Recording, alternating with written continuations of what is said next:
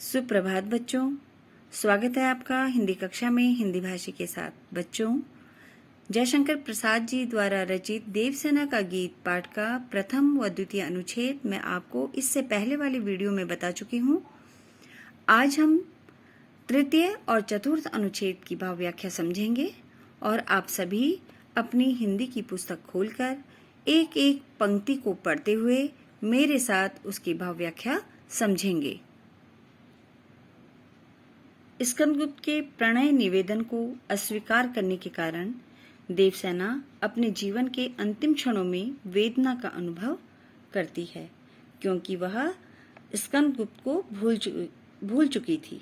परंतु जीवन के अंतिम पड़ाव पर जब वह पुनः अपना प्रणय प्रस्ताव लेकर देवसेना के समक्ष आता है, तो देवसेना को यह संपूर्ण बात एक स्वप्न की भांति लगती है और वह उसके प्रणय निवेदन को अस्वीकार कर देती है। परंतु फिर भी वह दुखी होती है और अपने भावों को गीत के माध्यम से प्रकट करती है। देवसेना अपने अतीत के मधुर क्षणों को याद कर रही है। बीते दिनों की मधुर स्मृतियां स्वप्नों की तरह सामने आ रही हैं। श्रमित स्वप्न की मधुमाया में, गहन विपिन की तरुछाया में। श्रमित कहते हैं श्रम के कारण थक चुके हैं जो। स्वप्न सपने, मधुमाया का अर्थ है मधुर स्मृतियां, मोह की मधुरता। गहन कहते हैं गहरे, विपिन जंगल को कहते हैं, तरुछाया का अर्थ है पेड़ की या वृक्ष की छाया में। पथिक यात्री, उनीदी मतलब अर्ध नींद, आधी नींद। श्रुति कान को कहते हैं। बिहाग है एक राग जो आधी रात में गाया जाता है। तो देवसेना अपने अतीत के मधुर क्षणों को याद कर रही है।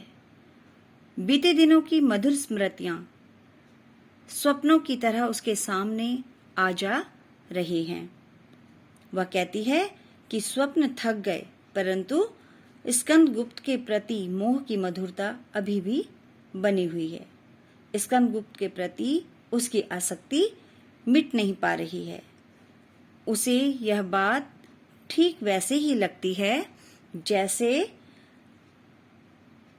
दिन भर परिश्रम करने से उत्पन्न थकान के कारण जंगल में वृक्ष की छाया में कोई पथिक या कोई राहगीर आधी नींद में सपने देख रहा हो और कोई आकर उसके कानों में विहाग राग गाने लगे और उसकी नींद टूट जाए।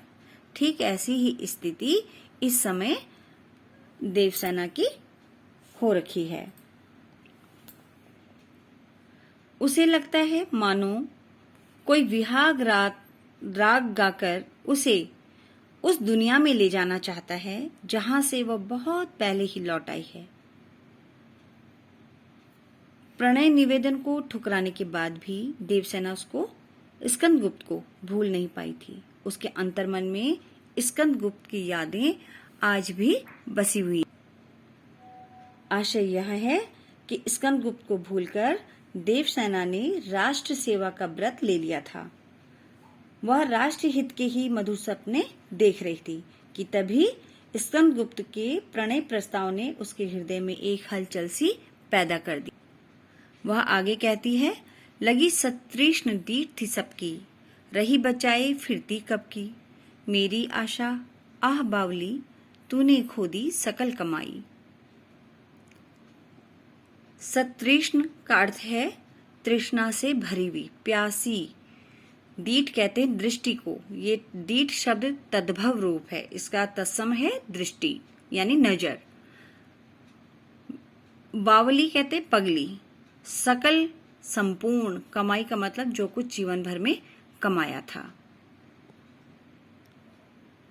देवसेना कहती है कि उसे पाने के लिए यानी देवसेना को प्राप्त करने के लिए न जाने कितने लोगों की तृष्णा भरी दृष्टि उसकी ओर लगी रही और वह उनकी उस दृष्टि से हमेशा स्वयं को बचाती रही। लेकिन आज उसकी आशा टूट गई, उसकी उम्मीद टूट गई, क्योंकि स्कंदगुप्त के प्रस्ताव ने उसके हृदय में हलचल कर जीवन भर की संपूर्ण कमाई को खो दिया। उसने जीवन भर में जो कुछ भी संचित किया था अब तक, वो सब कुछ उसने खो दिया।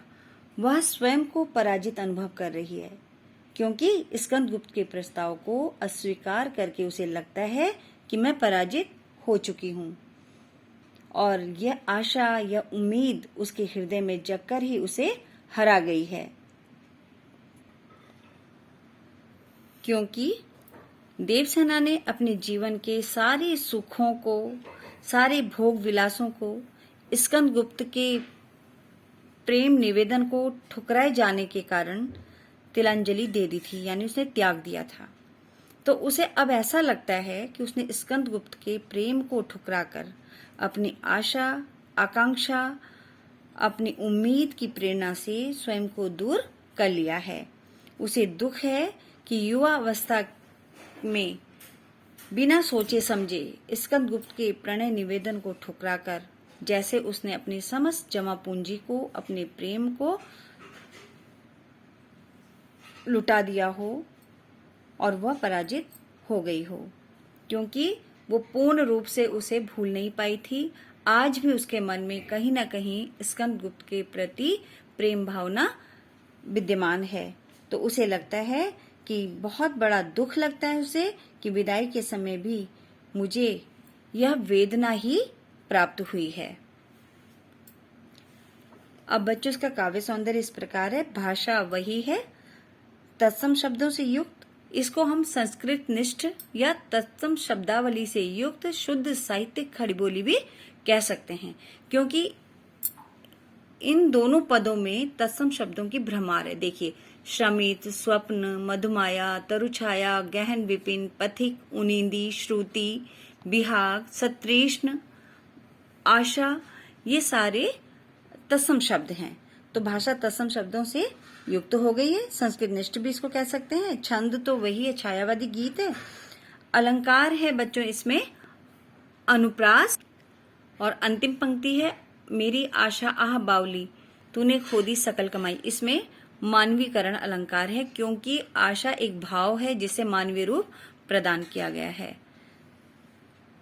तो अलंकार इसमें दो हो गए, अनुप्रास और मानवीकरण। रस है बच्चों इसमें श्रृंगार रस, और श्रृंगार रस का भी कौन सा पक्ष? वियोग पक्ष, जिसे विप्रलभ श्रृंगार भी कहते हैं। गुण इसमें माधुर्य गुण, जहां पर प्रेम, प्यार, भक्ति आदि के भाव प्रकट होते हैं, वहां पर माधुर्य गुण होता है। प्रतीकात्मकता है, लाक्षणिकता भी है इसमें, और छंद इसका छायावादी गीत है, क्योंकि ये जयशंकर प्रसाद छायावाद के कवि थे। तो पूरे संपूर्ण पंक्तियों में छायावाद का प्रभाव है।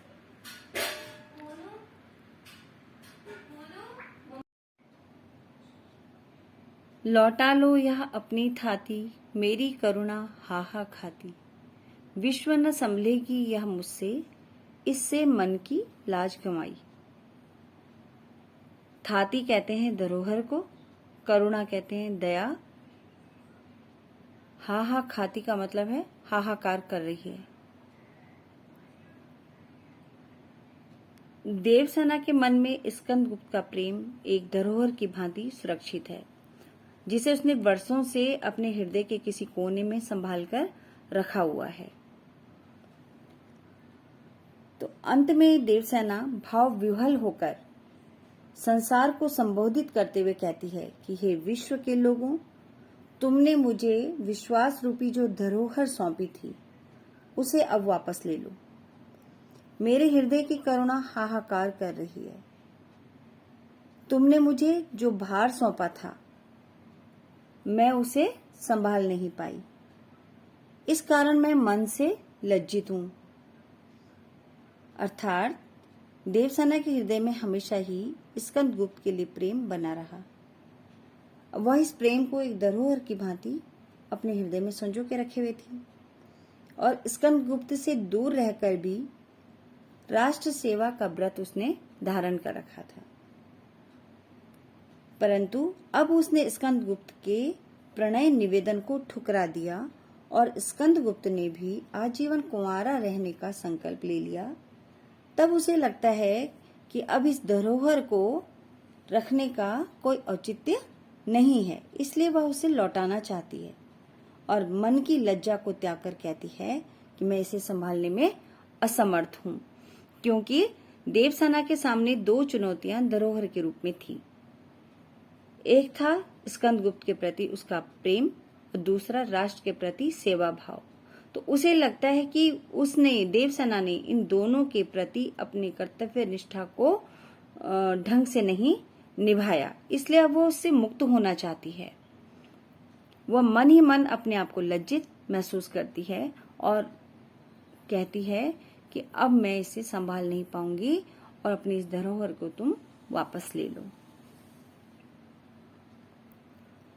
अब बच्चों का काव्य सौंदर्य, भाषा वही संस्कृतनिष्ठ और लाक्षणिकता से युक्त है कि संस्कृतनिष्ठ कैसे, जीवन रथ, प्रलय, पथ, निज, दुर्बल, पदबल, करुणा, विश्व, ये सारे शब्द तत्सम शब्द हैं।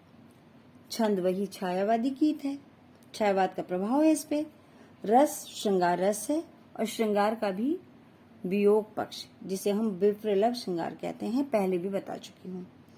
रस है इसमें माधुर्य गुण, शब्द शक्ति व्यंजना है, अलंकार है अनुप्रास और मानवीयकरण।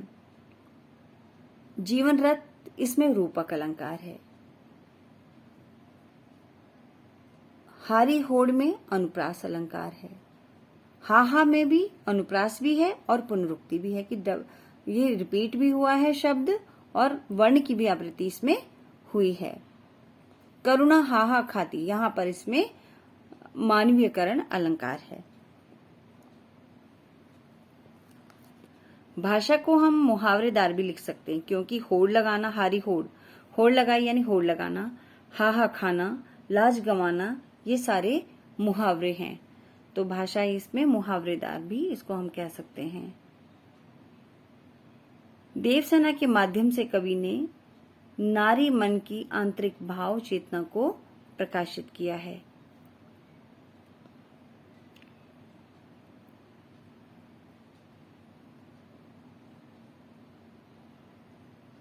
आज के लिए बस इतना ही। धन्यवाद।